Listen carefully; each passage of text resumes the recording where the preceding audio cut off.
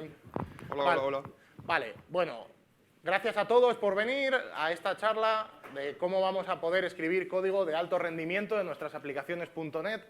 Antes de presentarnos, vamos pues con lo de siempre, gracias a los patrocinadores, ya que sin ellos pues nada de esto sería posible, hay que pagar facturas, nos gusta que nos den goodies molones y al final eso pues es gracias única y exclusivamente a los patrocinadores y a la organización del evento que lo mueve. Aquí Bueno, os lo dejo a primero Manu. me voy a presentar. Yo soy Manu, trabajo como SRE y ingeniero de plataforma en DocPlanner y llevo muchos años trabajando con aplicaciones .NET y ahora también metido en faena con la mejora de rendimiento de muchas aplicaciones de .NET. Bueno, ahí tenéis mi Twitter si me queréis decir algo, lo que sea, y el GitHub igual. Vale, yo soy Jorge, soy SRE Expert en SCRM, soy Microsoft MVP en Azure y en Developer Technologies ya hace 4 o 5 años y soy maintainer de Queda, que no viene al caso, pero me gusta ponerlo y además el logo es molón, así que ahí tenéis mi handle de Twitter y mi handle de GitHub. Me podéis escribir, me podéis bichear, lo que necesitéis. Vale, y vamos a ver un poco qué vamos a ver hoy. Pues hoy lo primero y lo que nos gustaría que salgáis todos y todas de aquí es entendiendo el primer punto, cómo funciona el Garbage Collector, qué es el Garbage Collector y por qué el Garbage Collector es nuestro mejor amigo y nuestro peor enemigo cuando escribimos aplicaciones en .NET. Lo segundo, Almudena y Feros han hablado de hacer tests y medir, es importante medir, pero bueno, no necesariamente tenemos una suite en Azure para poder hacer esas cosas y hay herramientas en .NET que nos van a permitir hacerlo. Y luego, pues hasta donde vayamos llegando, vamos a ir viendo algunas APIs del sistema y algunos mecanismos que creemos que os pueden ser útiles en vuestro día a día o no. Ya lo vamos a ir viendo. Así que, Vale. sin más preámbulos, Manu. Antes de ponernos a hablar del Garbage Collector, vamos a dejar un poco, o intentar dejar un poco claros algunos de los conceptos básicos. La primera es hablar de la diferencia entre el stack y el heap. Como sabéis, el stack en .NET, la gestión de memoria, la memoria que tenemos al final no deja de ser memoria RAM, los dos tipos de memoria que tenemos. Tenemos el stack, que es, al final no deja de ser una estructura de datos con tamaño fijo, que es mucho más rápida que el heap, porque el heap luego son segmentos de memoria que pueden estar desordenados. Y es donde vamos a almacenar los tipos de valor. En el heap es donde irán luego los tipos de referencia. Esto, perdona que te interrumpa, si no suena stack y heap, esto en castellano se dice pila y montón, Sí. porque igual depende un poco de en qué entornos os mováis, podéis haber oído lo de no, eso en la pila o en el montón, eso es stack es pila y heap es el montón. Sí, y básicamente también esos dos conceptos nos hacen una idea de por qué uno es más rápido que el otro, ¿no? Uno totalmente desordenado que tenemos ahí en memoria. Y otra de las cosas también fundamentales es que cada thread de C# tiene su propio heap. No podemos compartir el stack entre diferentes threads. Su propio stack, Perdona, su propio stack. su propia pila, cada Sí, thread sí, sí. tiene su Cada propia thread tiene su pila. propio stack y no podemos estar compartiendo el stack entre... Vale, y aquí podemos ver un ejemplo de cómo las variables que tenemos en un método van al stack o van al heap. Es un ejemplo muy sencillo que básicamente declaramos dos tipos de valor, dos enteros. Estos dos enteros irán al stack. Entonces, el primer entero, el ancho, irá al stack. Se ponen en la primera línea. En la segunda línea tendríamos la segunda variable. Y luego en la tercera línea ya vemos que estamos creando un objeto. Este objeto ya es un tipo de referencia. Este tipo de referencia mantendrá esa referencia en el stack, pero apuntando al heap, este montón aquí desordenado. Para hacernos una idea. Vale. Esto también es importante cuando estamos hablando de stack, heap, referencias administradas, referencias en la pila. Es importante saber que, primero, no lo hemos puesto, los tipos por valor automáticamente van al stack. No sé si igual se nos ha colado en otro slide. Los tipos por valor, hablando en plata, los struct de .NET. Un struct es un tipo por valor, int, double, float, datetime, nuestros propios structs van por defecto al stack, salvo, luego veremos casos, pero podemos asumir que van al stack, y todo lo que sean clases o que deriven en clases, como podría ser un record, van a ir automáticamente al heap. Y podemos decir, vale, joder, pues si yo trabajo con struct, Esto es maravilloso, porque pues, estoy en el stack, voy a ir como un tiro, perfecto. Vale, pero hay una trampita que nos hace .NET y es que para hacernos las cosas fáciles hace cierta magia por nosotros y es precisamente el boxing y el unboxing. En .NET todo objeto de .NET hereda de system.object. Es decir, tú puedes poner un parámetro en un método que sea object y le puedes pasar absolutamente cualquier objeto que tú tengas. Y va a funcionar. Lo va a hacer. ¿Qué va a hacer? Va a hacer lo que se conoce como boxing, lo va a meter dentro de un objeto, de un elemento de tipo object, pero al hacer eso se lo está llevando al heap. Es decir, tenemos algo que está en el stack y nos lo estamos llevando al heap. Con lo cual, simplemente que tengamos claro que el boxing y unboxing también va a hacer que podamos coger objetos que sin que nos demos cuenta nos los vamos a llevar al heap. ¿Por qué esto es importante? Principalmente por lo que vamos a ver cuando hablemos del garbage collector, que esto igual lo que teníamos que haberlo puesto después de explicar el garbage collector. Para la próxima. Vale. ¿Por qué decimos garbage collector? ¿Por qué digo al principio que mi objetivo es que sepáis qué es el garbage collector? .NET es un lenguaje de memoria administrada, de memoria manejada. Es decir, a diferencia de otros lenguajes como C++, donde nosotros tenemos que explícitamente, cuando creamos un puntero, reservar la memoria y explícitamente liberarla al acabar, .NET hace esa magia por nosotros. Nosotros en .NET no nos tenemos que preocupar de gestionar la memoria. Tenemos un garbage collector que se encarga automáticamente de reservar y liberar la memoria cuando es necesario. Siempre funciona, siempre y únicamente funciona sobre el heap. Es decir, el stack no tiene garbage collector. Por eso vamos a insistir durante la sesión en si conseguimos llevar cosas al stack, mejoraremos el rendimiento. Y además, no sé qué pone ahí porque está justo tachado. Zero allocation, mejor que tener objetos alocados. Así queremos que el garbage collector no trabaje y queremos que mejore ese rendimiento. Cuanto menos objetos tengamos alocados, mejor. Vale, ahora vamos a hablar un poco de cómo se estructura esta memoria dentro del heap. En el heap lo que vamos a tener son una serie de generaciones en memoria. Estas generaciones van desde objetos de corta duración hasta objetos de larga duración y luego en objetos pequeños o objetos grandes.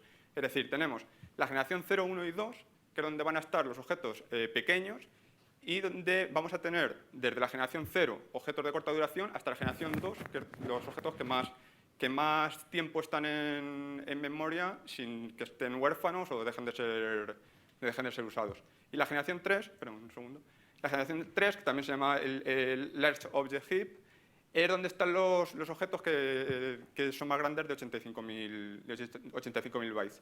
Esto ahora lo veremos después porque el garbage collector irá recogiendo los objetos que se quedan sin usar, irá limpiando la generación por generación y la generación 3 va un poco por libre, pero se recoge cuando se recoge la generación 2, cuando se hace lo que se llama un full collection. Sí, ahora lo veremos.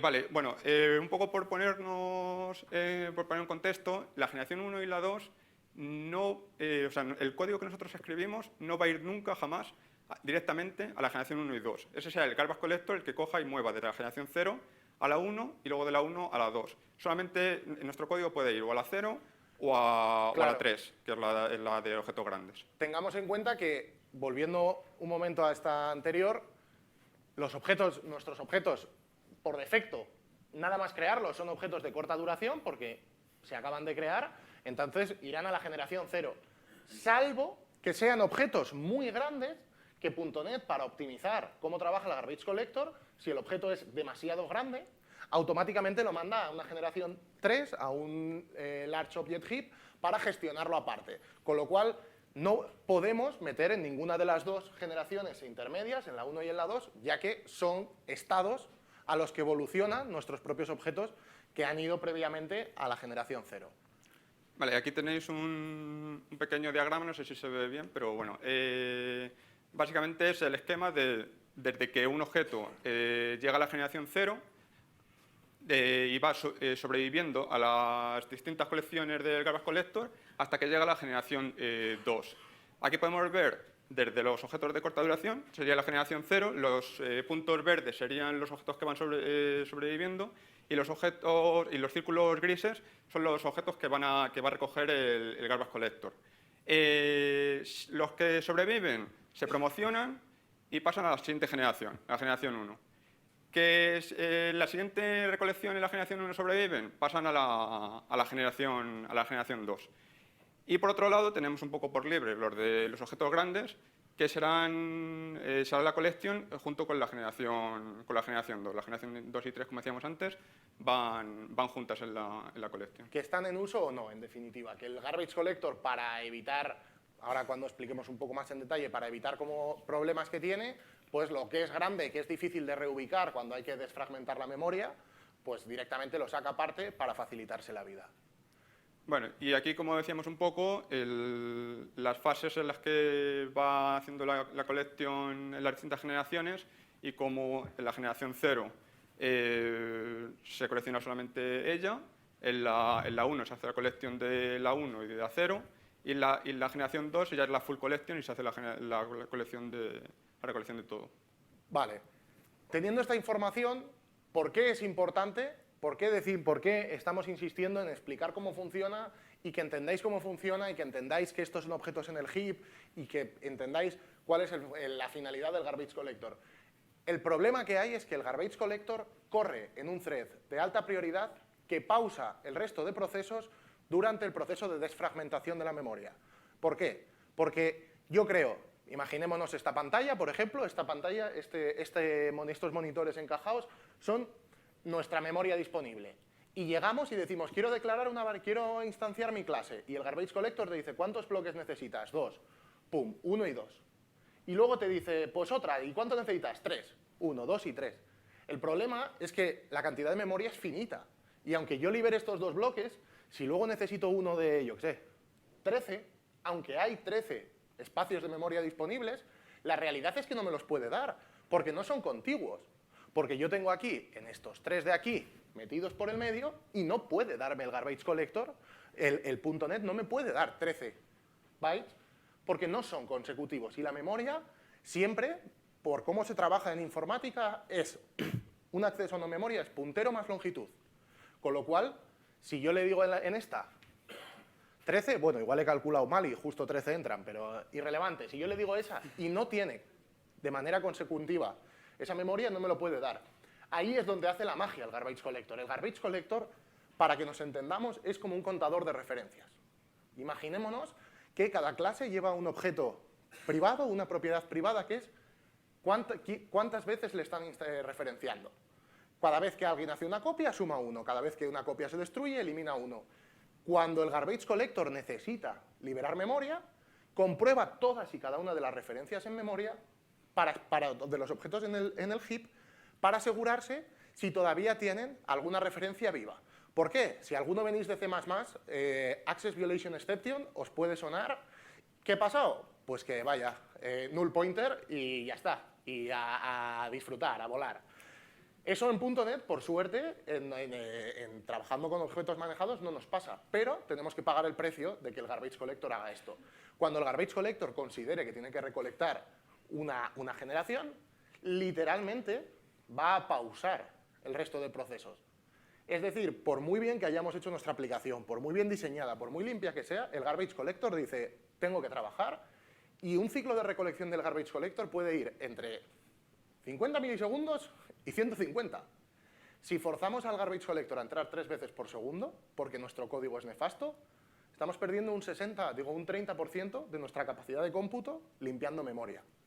Esto, por suerte, ya no es tan así. Esto era así en Full Framework, tristemente. En NetCore y en Net5 y bueno, todos estos nets modernos ha mejorado mucho. Es verdad que no llega a hacer una pausa completa, no siempre hace una pausa completa de todos los threads, no siempre bloquea todo, pero tenemos que asumir que el garbage collector nos va a ayudar para que no tengamos leaks y no tengamos que gestionar la memoria, pero si nosotros no le ayudamos, la situación no va a estar balanceada. De hecho, ahora vamos a ver cómo podemos medir eso y cómo vamos a poder comprobar el impacto que tiene el hecho de que haya recolecciones del garbage collector en esto. Por eso, si tenéis alguna duda de cómo funciona el garbage collector, es el momento. Como decían levántate y anda. Pues levántate y habla, porque esto es la base para todo lo que vamos a aprender o todo lo que vamos a enseñar después. Sin entender esto y sin entender el impacto que tiene el garbage collector para bien y para mal, todo lo demás es simple código que es verdad, lo vais a usar y os va a mejorar, pero si no entendéis por qué, tampoco vamos a conseguir nada en un largo plazo. ¿Todo bien? Maravilloso. Tenemos a los attendees buenos, a los que han venido preparados. Vale, decía hace un momento, antes Fer y Almudena os han enseñado una herramienta para medir desde fuera las aplicaciones y utilizando telemetría saber en general cómo está. .NET nos da herramientas de benchmarking dentro del propio framework con la ventaja de que nos da acceso directo a la información del runtime en ese momento. Es decir, tenemos toda la información de lo que se está generando. Disclaimer, porque me está mirando, no sé si es el brillo o es que me estás mirando mal, Almudena. Disclaimer, no son excluyentes. Son dos etapas diferentes en la fase de desarrollo. Por un lado, tenemos que comprobar que nuestro código es eficiente, si creemos que hay un cuello de botella, o más bien, si con pruebas de rendimiento detectamos un cuello de botella en ciertas zonas, podemos hacer benchmarking exhaustivo en nuestro código, en esas zonas calientes que sabemos que hay un problema, y partiendo de ahí optimizar. ¿Por qué digo esto? Porque lo importante es medir. Esto es como lo de hacer un refactor sin test, que si tú no tienes un test y haces un refactor, no estás haciendo un refactor, estás apostando a que no estás rompiendo nada. Si haces una optimización de código sin poder medir antes y después, no estás optimizando el código, estás tirando una moneda al aire y creyendo que, bueno, que funcionará, ¿no? Entonces, ¿cuál es la herramienta que tenemos para esto? Benchmark.net. Es un proyecto que de hecho, mira, voy a abrirlo si tengo internet, si no tengo internet, pues no lo abro.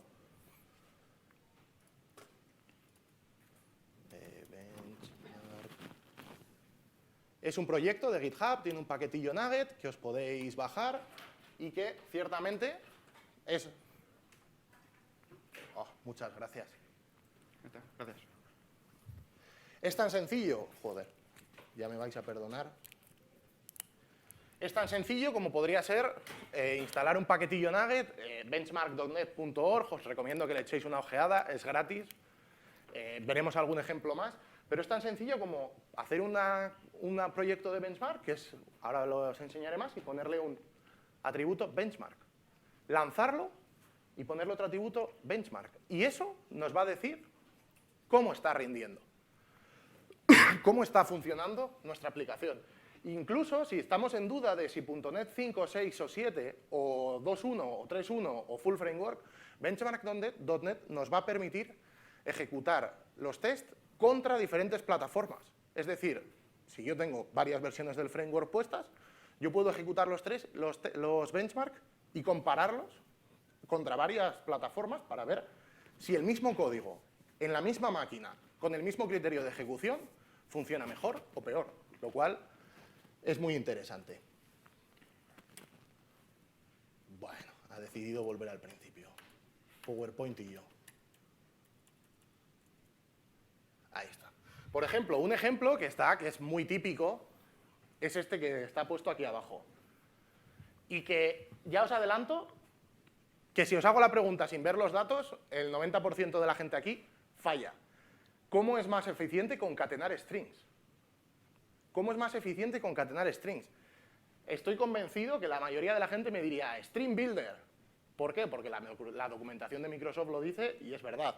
Pero si comparamos String Builder haciendo pruebas de verdad, no fiándonos de la documentación, sino midiendo, importante, midiendo, vamos a ver que lo más eficiente es la interpolación de strings. Es importante concatenando dos strings. Sí. No. Sí. O sea, no estamos luchando contra Microsoft. Es verdad. Aclaro, esto luego en el ejemplo se ve, pero es verdad, aclaro que no estamos haciendo un for concatenando 2 millones de strings, estamos concatenando 2. Pero es curioso, a mí esto cuando lo hice me resultó muy curioso porque sin medirlo y leyendo la documentación de String Builder es Word, es tu amigo, joder, yo tenía mi martillo que era String Builder y si había que sumar carácter A más carácter B, ahí que me cascaba un String Builder. Y la realidad es que Stream Builder es 2,53 veces peor que hacer un string concat. En cuanto a tiempo, uno tarda 8 nanosegundos y el otro tarda 20. Y yo me quedo como, joder, it's a trap, nos están engañando, ¿qué está pasando? No, es que Stream Builder, si hiciéramos esta misma prueba y concatenando 2000 strings, Stream Builder la ganaba.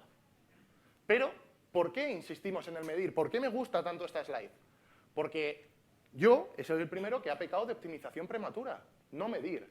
Asumir que esto va a ir mejor porque lo he leído, que yo he estudiado, lo he leído y me lo han puesto ahí. No, la realidad es que medir, medir, medir y medir. Es la única manera de poder optimizar el código. Joder, no me da tregua, ¿eh? Hemos elegido mal el orden. Vale. El siguiente, el primer caso, que no sé si lo han puesto Almudena y Fer, ¿habéis hablado de loggers? Correcto, pero entonces no tiene pinta de que hayáis hablado de lo que vengo a hablar yo. Vale. Todas las aplicaciones loguean, por eso está lo primero. Por eso esto es casi lo único que os diría, por favor, hacedlo. Si estáis en Net 6 o más, hacedlo porque es gratis. Todas las aplicaciones loguean. Y si no lo hacen, deberíamos tener logs, saber qué está pasando en nuestras aplicaciones. ¿Qué pasa? Que la implementación del logger y logger es muy poco eficiente. Desde el punto de vista de eficiencia de código, es muy poco eficiente. ¿Por qué? Porque dentro de un logger.information que nos da la interfaz, hay un montón de capas de extensiones que acaban llamando a logger.log, que es el único método que tiene un logger de verdad, es logger.log. Todo lo demás son métodos de extensión que nos da el framework. Vale, cuando nosotros hacemos eso, ¿qué está pasando por debajo? La realidad es que se está creando una definición de log, un log message, que es una instancia de un objeto, se está construyendo, se está instanciando. Por cada traza de log que hacemos, estamos mandando un objeto al heap. Y recordemos, el heap requiere de que el garbage collector pase por detrás la escoba para eliminar objetos. ¿Cómo podemos evitar eso? Bueno, aparte, no lo había visto, pero por supuesto, lo de hacer boxing y unboxing, eso del logger y me pasas un params object, desde el punto de vista del garbage collector, es de sus peores enemigos, porque hace boxing y encima de un array, que es el doble combo, hago boxing y encima un array. Pero además, el problema es principalmente que genera una acción. Una acción que podéis decir, coño, si yo sé qué parámetros van, porque lo sé, porque cuando hago un logger y digo, log, pasé por aquí en mi método, en mi controller super guay, yo sé qué parámetros le estoy pasando. Yo sé que le estoy pasando un string, le estoy pasando un int y le estoy pasando un datetime. Con lo cual, me puedo eliminar el boxing. No necesito algo que sea un params object. Primer punto. Segundo punto, el mensaje es el mismo siempre, aunque sea diferentes valores, porque los logs son estructurados, hacia afuera se nos oculta, pero por debajo son logs que perfectamente son compatibles con log estructurado. Por lo tanto, estoy definiendo un mensaje para cada traza que en realidad es el mismo para todas. Es decir, 1000 llamadas a mi endpoint, 1000 objetos en memoria, 1000 boxings y 1000 unboxings. Cuando en realidad todo eso se podría traducir a un objeto en memoria y a molar. ¿Qué es lo que se basa o es lo que podemos hacer con loggers de alto rendimiento? Y vamos a ver cómo se hace. Y yo esto y me siento, Manu, y luego ya te toca a ti. Vamos a ver. No tiene performance. Pruebas sí. ¿Eh? Que tú no tienes performance, que no te han hecho pruebas. No aguantas. Sí, me hizo ayer pruebas la dietista y no fueron bien. No. Vamos a ver, ¿dónde tengo yo aquí? Login, esto. Vale. ¿Estoy compartiendo la pantalla? Sí. Bueno, quizás se ve un poco mal, pero mira, luego subiremos. Esta vez, Manu, por favor, tenemos que acordarnos de subir el repo y las slides. Esta vez sí, por favor. Luego lo subimos. Vale. Aquí está hecho a la manera antigua, a la dura, al hard way. que ahora os enseñaré qué hay dentro del método, pero básicamente vamos a comparar un logger con 0 parámetros y un logger con 0 parámetros hecho de manera optimizada. ¿Qué hace ese logger optimizado? Pues lo vamos a ver aquí. Y el logger optimizado no es más que un método estático por facilidad. No es requerido este método estático, no lo es. Es simplemente pues porque poner esta parte de aquí y llamar a esto es como, es un poco churrillo, pero básicamente lo que estoy haciendo es recibo un logger y llamo a una action que ya estoy precompilando, que es estática, que solo tengo una y que voy a reutilizar hasta el final de la aplicación. Con lo cual, yo aquí, primero no tengo boxing, bueno, en vez de la de sin parámetros vamos a ir al de 2, por ejemplo, que es el más dramático. Si os fijáis, parámetros y logger, parámetro 1, que es el propio logger que voy a utilizar, parámetro 1, parámetro 2 y una excepción. ¿Por qué? Es requisito para la firma del logger log. Aquí no hay object en ningún lado. Me acabo de calzar de un plumazo el boxing y el unboxing. Ya he mejorado el rendimiento, pero es que además es estático y read-only, con lo cual solo lo voy a crear una vez y lo voy a reutilizar hasta el infinito. Ya no estoy generando un objeto, no estoy generando este objeto cada vez que llamo a un logger. Y vamos a ver en qué se traduce esto en los resultados. Como nos estamos alargando un poco, voy a ir directamente a los resultados, Manu, con tu permiso.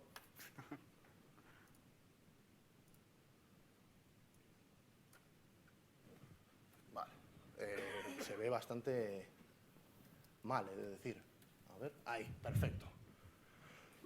Pues la realidad es que el logger normal ha tardado en hacer un logger log y todo lo que hace por debajo 89 nanosegundos alocando memoria para hacerlo. ¿Y cuánto me ha tardado haciendo un logger de alto rendimiento? 3,27 nanosegundos, que además aquí lo bueno de benchmark.net es que te dice el ratio, un 4% de lo que ha costado un logger normal y sin memoria. Llevémonos esto a una API que recibe 1000 peticiones por minuto y que está logueando que le está llegando una traza. Pues el rendimiento pesa y se paga. Esto vale dinero. Estas cosas valen dinero. Y es brutal. ¿Por qué digo que esto es lo único que os diría, hacedlo siempre? Porque yo os he enseñado una manera de hard way, cómo se hacía antes. ¿Cómo se hace ahora? Desde que en Net 6 añadieron los source generators, metes un atributito, que si no recuerdo mal es logger o log, no me acuerdo, lo podemos mirar luego si no, y le das los datos, le dices, va a ser un string, es este message, es este tipo de parámetro, y él te genera el código que os he enseñado por debajo, con lo cual ni siquiera estás ensuciando tu código, no estás haciendo más complejo tu código, no estás añadiendo más código que mantener, lo está haciendo Microsoft por detrás. Tu código son 2 líneas más, literalmente 2 líneas a cambio de ser un 96% menos de esfuerzo, de computación, en algo que es básico de las aplicaciones. Todos logueamos o deberíamos loguear, y hay muchos logs. Normalmente el problema es demasiados logs, no pocos logs. Y estamos hablando de un 96% de beneficio. Vale. ¿No tienes Quitanda. las charlas? No toques. Ah, lo tienes ahí en PowerPoint. Hombre, por supuesto, tecnologías Microsoft, todo bueno.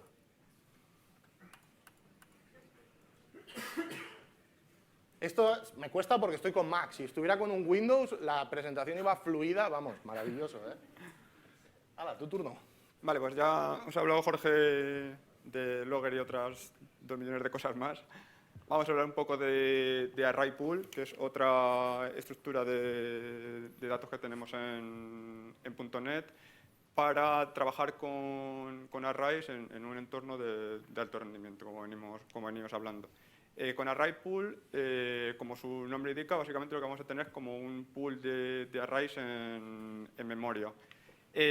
Para no estar creando nuevos arrays, por ejemplo, cada vez si estamos en necesitamos una función o algo que trabaje con muchísimos arrays, vaya creando un array por cada iteración o algo así, lo que podemos hacer es utilizar esta clase, el array pool, y reutilizará esa memoria cada vez que tenga que usar de nuevo el array. Por lo tanto, vamos a conseguir alocar muchísima menos memoria que en el otro caso. De hecho, aquí cómo funciona es pidiéndole memoria directamente al runtime y no directamente trabajando en el heap, que eso implicaría que no trabajara luego el garbage collector con estos objetos. Vale, vamos a ver un poco la performance de esto. Voy. Que igual me quedo a este lado mejor. Sí. ¿Dónde tienes la...? Voy. Quita. Que aquí... ¿Has firmado el NDA? Pues no puedes tocar este ordenador, que hay datos confidenciales. Yo la he firmado. ¿Ya has firmado el NDA? Sí. Vale. Vamos a ver. Ahí tienes. Vale, este es un ejemplo muy sencillo en el benchmark. En un caso estamos usando un array tal cual, creando el array y haciendo un for con ese mismo array. En otro caso, lo que estamos haciendo es solicitar con el método rent un espacio de memoria en el que va a ir este array y luego haciendo la misma operación. Al final, cuando terminamos de gestionar este array pool, tenemos que decirle que ya hemos liberado esta memoria y se lo devolvemos, por así decir. Y utilizamos el método return. Es muy sencillo, la verdad. ¿Puedes poner los resultados? Sí. Joder, tenía que haberle puesto un nombre más pequeño o algo, porque... Claro, mirad que me ocupa media pantalla para buscar el benchmark que quiero. Hala. Vale, y no, espera, los resultados... Este no es. Fue mi primerito día. Hala, ese es. Vale, ya. ¡Fua! Y aquí los resultados los vemos muy claros. O sea, el ratio, lo que podemos ver aquí, no sé si es un 0,7% inicializándolos con un array pool contra inicializándolos con un array normal. Y bytes alocados, aquí tenemos 80.000 bytes, cosa que con el array pool no teníamos ninguno. Pero luego vemos igual, las recolecciones del garbage collector nos habrían sacrificado también un montón de rendimiento. Os preguntaréis, ¿por qué estamos hablando de un 1000 por en el rendimiento? O de órdenes de 2 y 3 órdenes de magnitud. Porque ese gen 0 que veis ahí no es la cantidad de memoria que hay en el gen 0. Aquí, la verdad que en la consola te dice más información, te da la leyenda de qué estás viendo. Es la cantidad de ejecuciones estimadas por cada 1000 iteraciones del método. Es decir, ¿en qué se traduce esto? Cada 1000 veces que yo llamo a este método, eso va a generar 12.000... 12,65 interacciones del garbage collector. O sea, el garbage collector va a pasar 12 veces en un caso, de media, y en el otro va a pasar 0. Claro, el garbage collector, recordemos que bloquea el thread, hace su trabajo y vuelve a darle la prioridad al thread. Estamos sacando el garbage collector de la ecuación y estamos mejorando el rendimiento mucho. ¿Has acabado con esto? Sí. Vale. Aquí os voy a dar un dato. No, bueno, es que justo de esto, preparándome la charla, ayer, me di cuenta, acabé en una issue de ASP.NET Core, en la que estaba ahí, pues, no tiene ni idea, este de Microsoft, David Fowl, este que debe ser el becario o algo. ¿Qué ha pasado?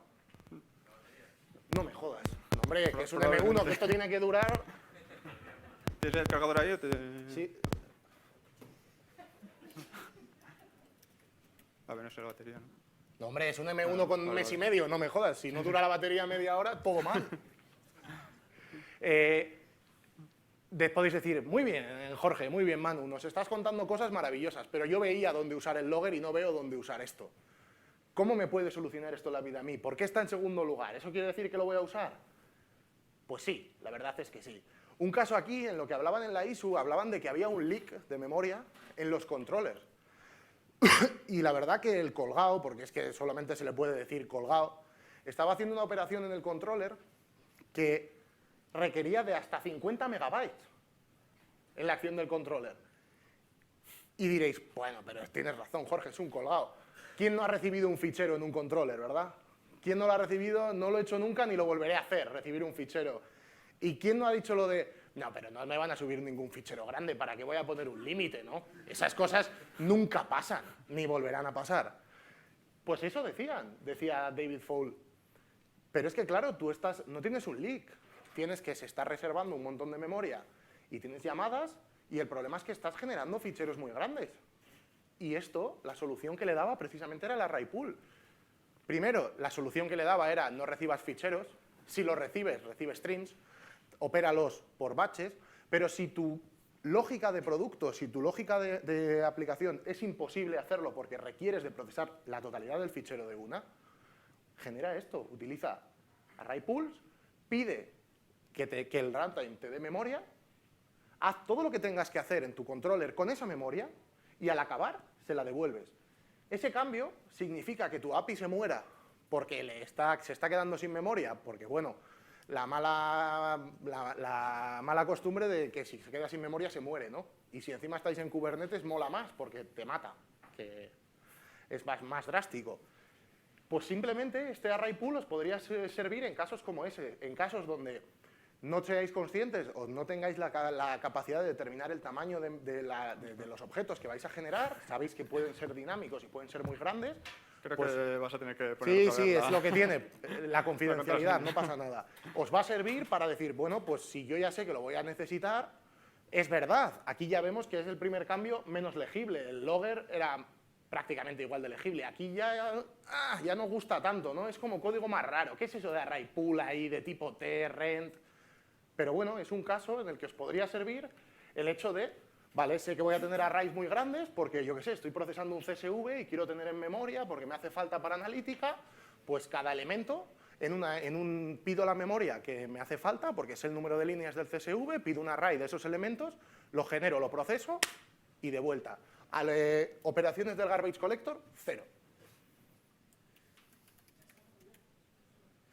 ¿El qué? Vale. Joder, no hago más que hablar y esta me toca a mí también.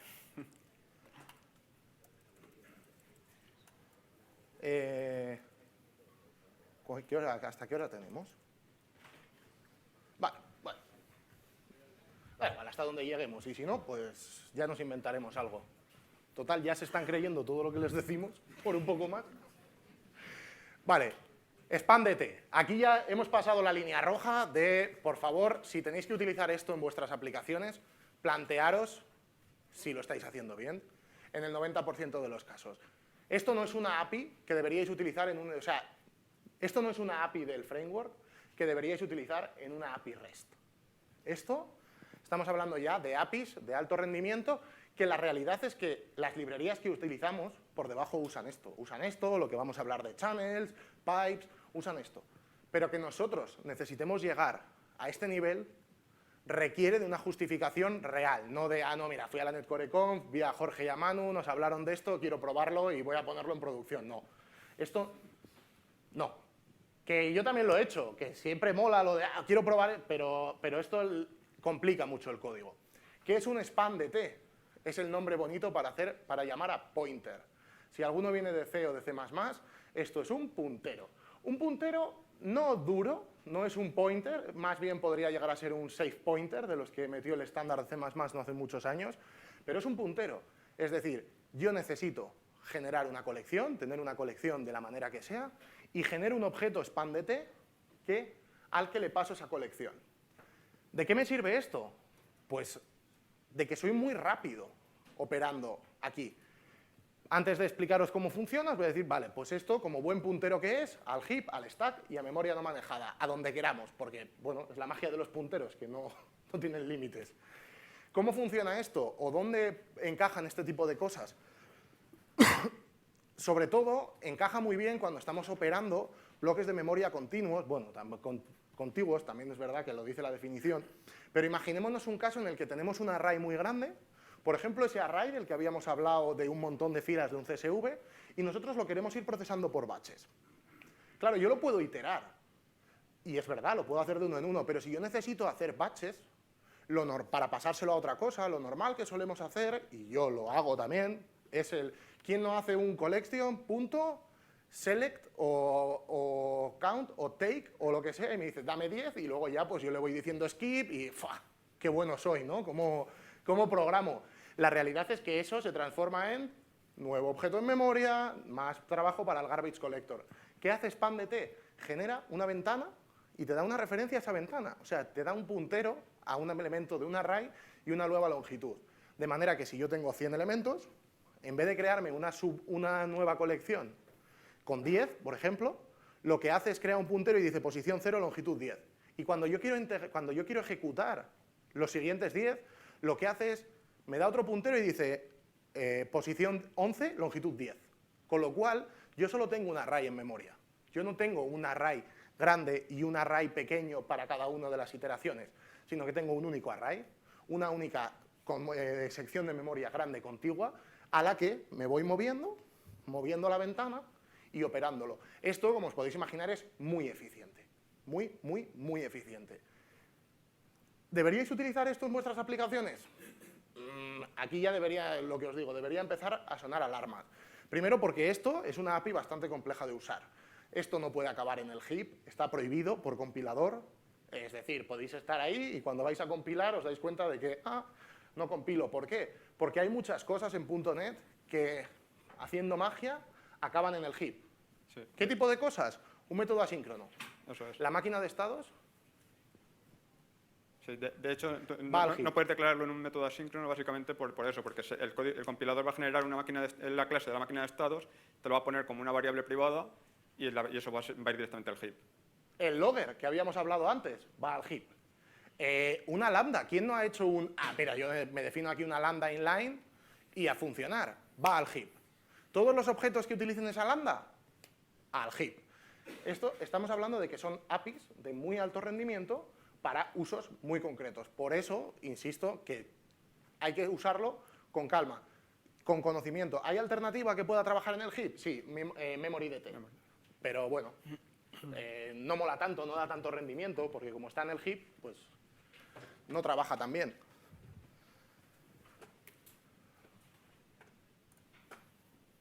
Todo esto, pues tenemos aquí un benchmark en el que voy a hacer la misma asignación de variables, pero ojo, porque aquí hay trampa. En este caso estoy generando un array y lo estoy asignando. Por tanto, aquí hay una reserva de memoria. Y aquí abajo lo que estoy haciendo es stack-alloc. ¿Qué es stack-alloc? Estoy inicializando un array en el stack. Con lo cual, los dos son arrays. Pero array, el hecho de que tenga el doble corchete automáticamente significa heap. No puedo tener un array en el stack. Es imposible. El array, por definición, es un tipo clase. Va al heap. SpanDT, no. Es un ref struct, que no hemos hablado de eso, pero tampoco nos da tiempo ya. Con lo cual, yo estoy haciendo aquí una colección en el stack, rapidísima. Evidentemente, os podéis imaginar que cuando yo os enseñe esto, la reserva de memoria va a ser totalmente diferente y el rendimiento va a ser diferente. Tiene el peligro del stack overflow, claro. Sí, claro. Sí, claro. Si pides mucha memoria, Sí, sí. Exacto. Lo normal, de hecho, lo que recomiendas es... 2 mega, ¿no? no recuerdo ahora mismo. Sí, creo que me suena. El número de 1 de 1 mega me suena. Siempre te dicen, trabaja con objetos pequeños con tipos pequeños en el stack. Lo que pasa es que tampoco hay una definición exacta de qué es un tipo que es pequeño, ¿no? O sea, tienes que jugar también un poco con eso. Sí, a ver, para un caso en el que tengamos esto, ¿cómo haría yo si tengo objetos grandes y tengo que iterarlo? Y importante y tengo que optimizarlo, no porque quiero decir, qué puto amo soy y voy a hacer un código perfecto. No, ¿por qué? Porque ya empezamos a concatenar cosas que complican.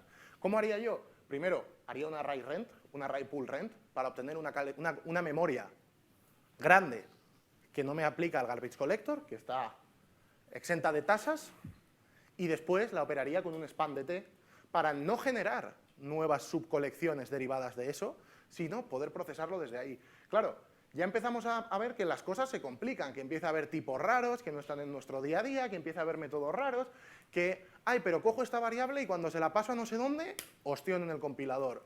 Ya el código es mucho menos mantenible, mucho más complejo de entender. Entonces, por eso, medir, medir, medir y no sacrificar legibilidad del código si no es necesario. Si estamos haciendo un backend de un videojuego, lo siento mucho, necesitamos optimizar recursos. La gente de Plane con Wave Engine lo hablan, estamos haciendo un motor gráfico.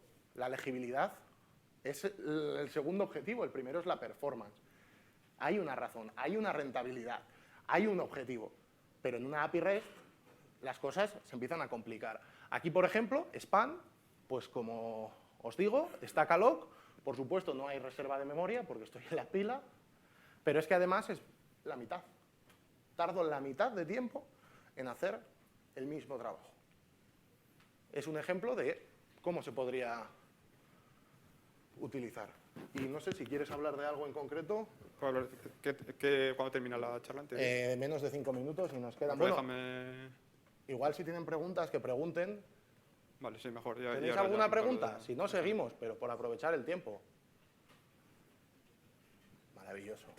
Pues O lo saben o se han enterado de todo o no se han enterado de nada. Creo que aquí con esto no hay término medio. Sí, te lo voy poniendo. Vale, ahora os vamos a contar un poco de los channels. Los channels que están en el namespace de System Threading, y no es más que una colección de datos que nos permite crear modelos de productor-consumidor asíncronos de una manera thread safe y muy simple. La API es muy simple y utilizamos la API de asincronía de la TPL de Async Await para comunicarnos. Ya os digo que la API es muy simple. Ahora os voy a enseñar un ejemplo en 40 líneas de código de una API en .NET utilizando el productor consumidor con un background service y enviando los nuevos elementos a la colección con la API. Aquí hay un ejemplo de cómo crearíamos el channel. El channel puede ser de tamaño fijo o puede ser de tamaño lo que queramos. El fijo lo creamos con bounded y le damos la longitud. Y este, por ejemplo, sería unbounded. Este no tendría tamaño fijo. Y luego este mismo channel tiene dos interfaces, tiene dos objetos, dos propiedades. Una sería el writer y otra sería el reader. El writer para enviarle los nuevos trabajos, los nuevos mensajes, eventos, como lo queramos llamar, y el read async para ir leyendo. Igual, es thread safe, no es bloqueante. En vez de la demo vamos a las conclusiones para que no nos las quiten y, Sí. y la demo ya la podrán ver. Sí, no, voy a enseñar simplemente un momento el código del ejemplo, ni siquiera voy... ¿Dónde tienes lo has cerrado? No, pero... No Lo tienes en code, vale.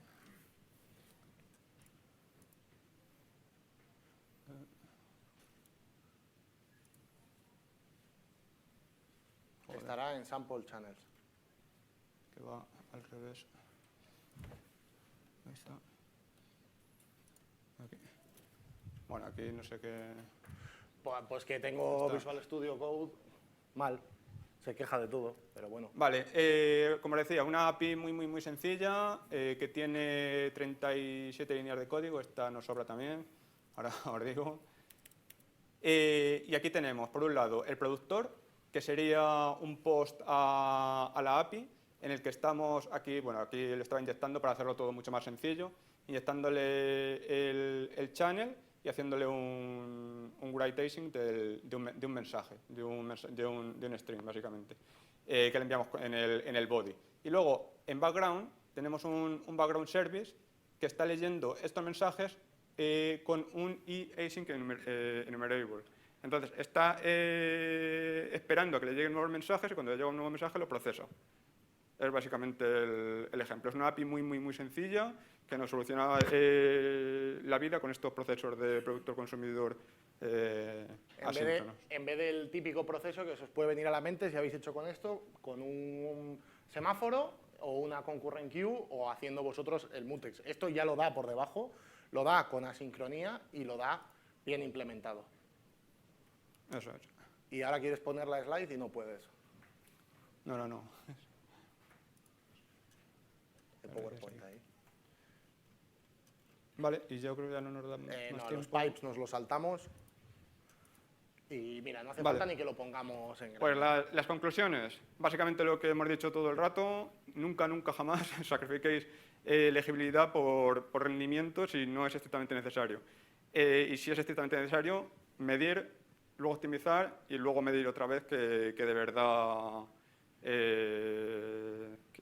hayáis ganado algo. Si ganáis unos nanosegundos en una API que va a base de datos, pues no estáis ganando nada. O sea, Exacto. también es un porcentaje de lo que ganéis. ¿Por qué decimos no sacrificar la legibilidad en favor del rendimiento si no es estrictamente necesario?